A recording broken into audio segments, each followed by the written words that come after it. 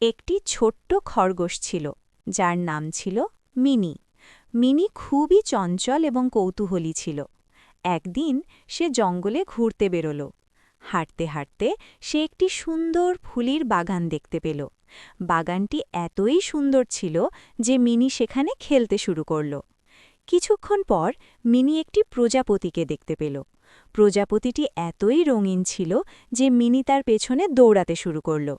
প্রজাপতিটি মিনিকে একটি গাছের কাছে নিয়ে গেল, যেখানে একটি ছোট্ট পাখির বাসা ছিল। পাখির বাসায় দুটি ছোট্ট পাখি ছিল, যারা খুবই ক্ষুধার্ত ছিল। মিনি তাড়াতাড়ি ফুলের বাগান থেকে কিছু ফল নিয়ে এসে পাখিদের খাওয়ালো। পাখিরা খুবই খুশি হল এবং মিনিকে ধন্যবাদ জানালো। মিনি সেদিন বুঝতে পারল যে অন্যদের সাহায্য করলে নিজেরও ভালো লাগে। সেদিন থেকে মিনি প্রতিদিন জঙ্গলে ঘুরতে বেরোত এবং অন্যদের সাহায্য করত।